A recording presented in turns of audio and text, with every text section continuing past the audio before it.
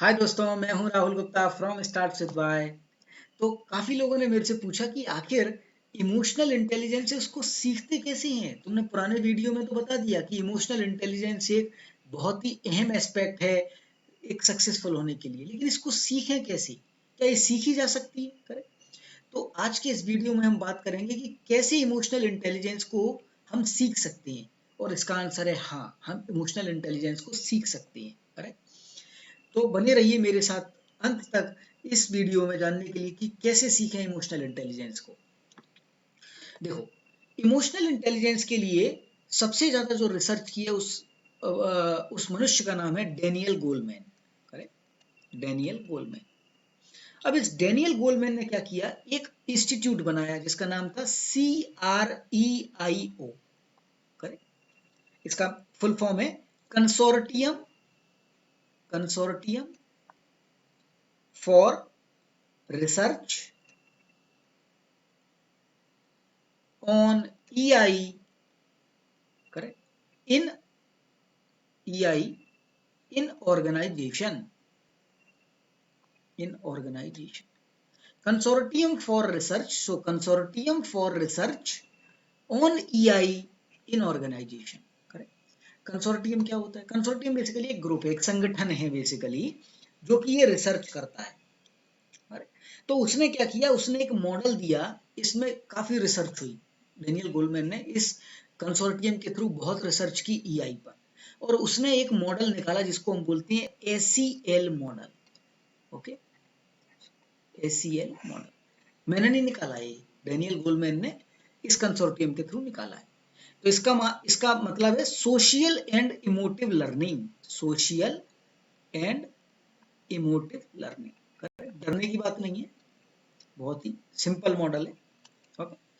तो ACL model, अब उसने क्या किया, ये ACL मॉडल ये अमेरिका में लागू है। ओके। अब अमेरिका में क्या किया उसने, देखो अमेरिका एक बेसिकली फेडरल देश है। फेडरल का मतलब है कि वहां पर स्टेट्स की पावर अच्छी खासी रहती है। वहां इतना सेंट्रल का उतना पावर नहीं है। वो तो अब फेडरेशन मतलब जब से ग्लोबलाइजेशन हुआ है, ओके, इंटरनेशनल चीजें होने लगी हैं, तब से थोड़ा सा पावर आ गई है। नहीं तो पहले वहां अगर तुम कुछ भी चेंज करना चाहते हो तो तुमको स्टेट्स से बेसिकली परमिशन लेनी पड़ती है, और स्टेट्स का पावर अच्छा खासा होता है।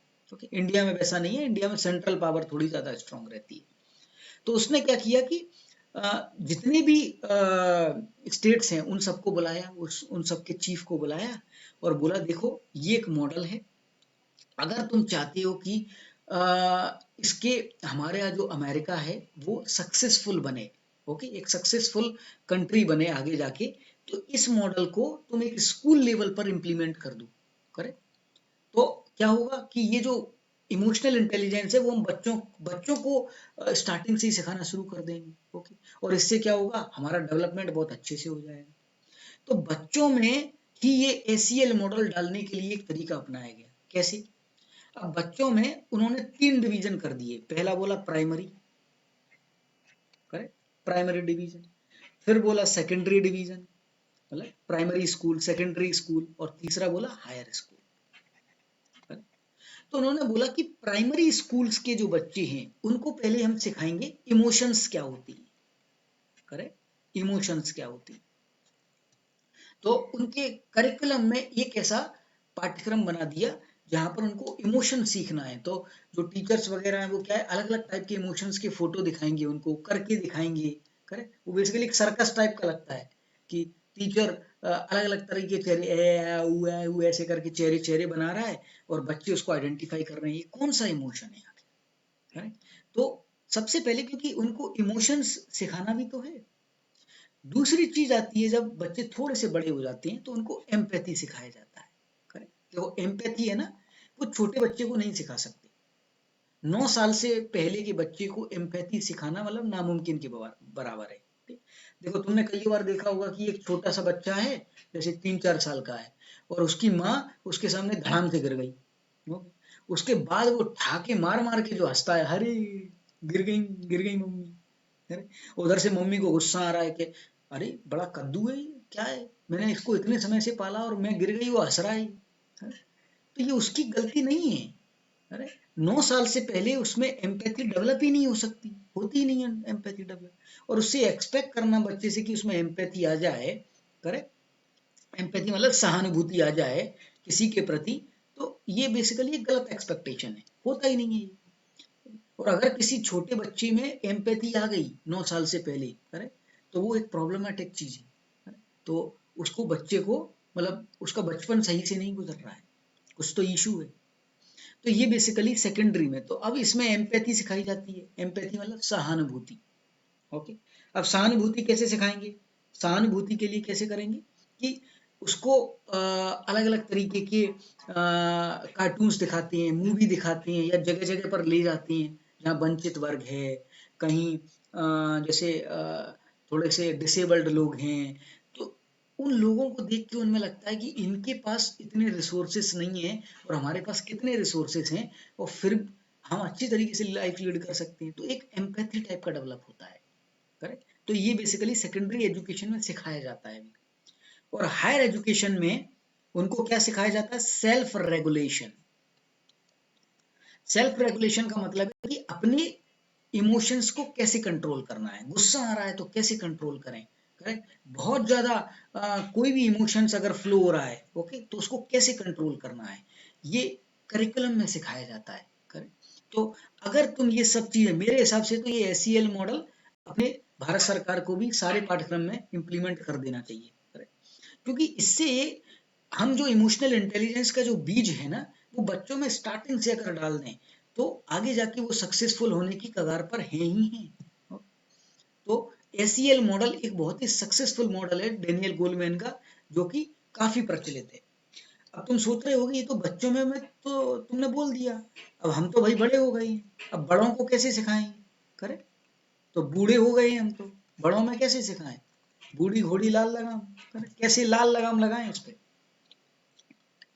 तो देखो बड़ों में सीखने का दो तरीका है। पहली चीज है एम्पैथी, एम्पैथी, करेक्ट। और दूसरी चीज है तुम्हारा सेल्फ रेगुलेशन।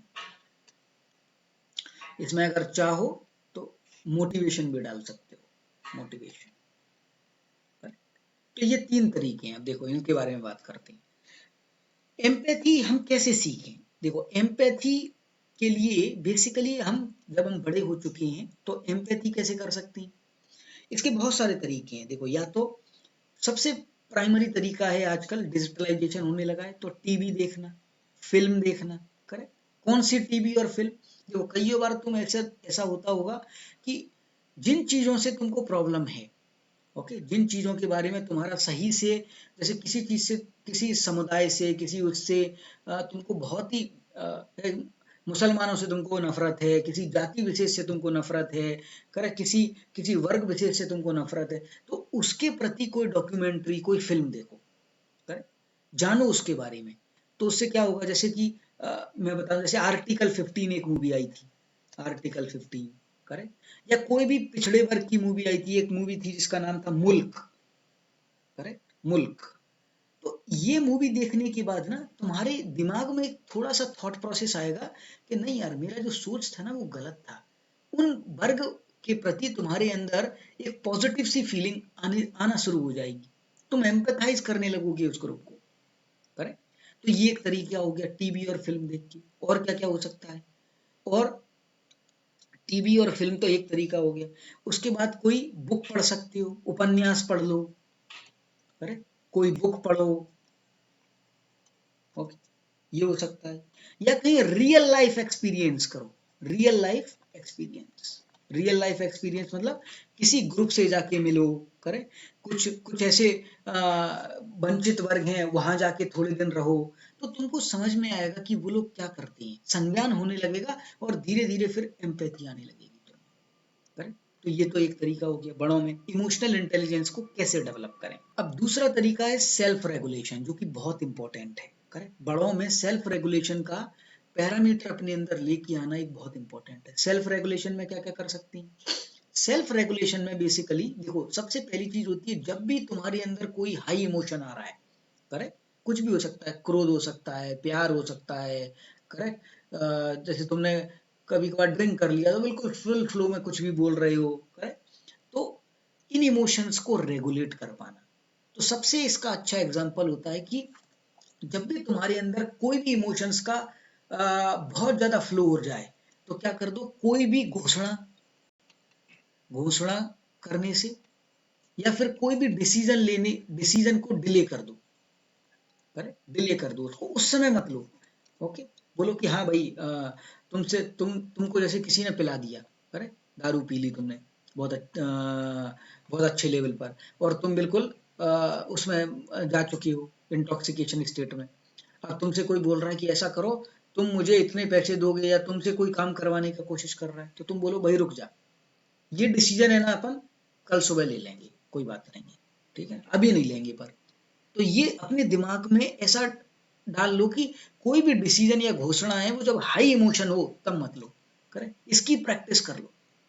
अगर ये प्रैक्टिस कर ली तुमने, करेक्ट, और ये अगर सीख गए तो तुम्हारे 90% डिसीजन है ना, 90% चीजें तुम्हारी सॉल्व हो जाएंगी सेल्फ रेगुलेशन से, करेक्ट।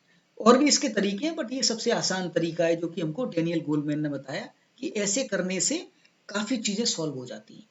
Okay? और तीसरा चीज है मोटिवेशन। देखो, मोटिवेशन में क्या है ना, मोटिवेशन हम दूसरों से तो ले सकते हैं, लेकिन एक समय के बाद हमको सेल्फ मोटिवेशन आना बहुत जरूरी है। ओके, अगर वो नहीं आएगा तो प्रॉब्लम हो जाएगी।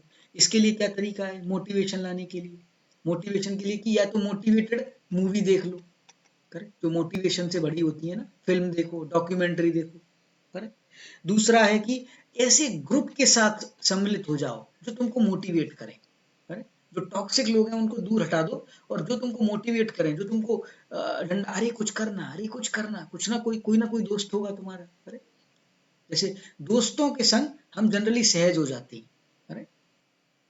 तो किसी ऐसे समूह के साथ जुड़ जाओ जो कि तुमको मोटिवेट करती हो। देखो, किसी ने एक बहुत ही बेहतरीन शायरी लिखी है इसके ऊपर कि अगर दिल खोल लेते यारों के साथ तो ना खुलवाना पड़ता दिल आ, यारों के साथ, करेक्ट। अगर दिल खोल लेते यारों के साथ तो ना ये दिल खुलवाना पड़ता यारों के साथ, करेक्ट।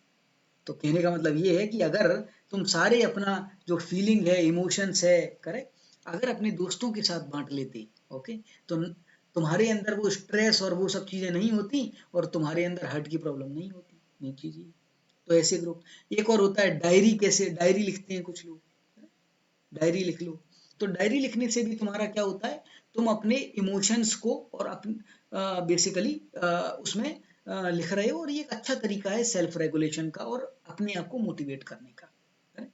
तो कैसे अपने आप को इमोशनल इंटेलिजेंस सिखाएं? अगर बच्चों को सिखाना है तो एसीएल मॉडल को फॉलो करो, करेक्ट, जो कि हमको डेनियल गोलमैन ने बताया है, जिसमें कि इमोशंस, एम्पैथी और सेल्फ रेगुलेशन डिफरेंट स्टेजेस पर सिखाओ बच्चों को। और अगर तुम बड़े हो चुके हो तो एम्पैथी और सेल्फ रेगुलेशन और मोटिवेशन, ये 3 पैरामीटर हैं, इनको सीखने से तुम्हारे अंदर धीरे धीरे वो इमोशनल इंटेलिजेंस के बीज हैं, करेक्ट, वो धीरे धीरे उगने लगेंगे, और तुम एक सक्सेसफुल की कगार पर अग्रसर हो जाओगे। होप इस वीडियो के थ्रू मैं आपको कुछ एक आइडिया दे पाया हूं। तो बने रहिए मेरे साथ इस चैनल में और शेयर कीजिए नॉलेज काफी लोगों तक, ताकि ये इंफॉर्मेशन बहुत लोगों तक पहुंच सके। धन्यवाद।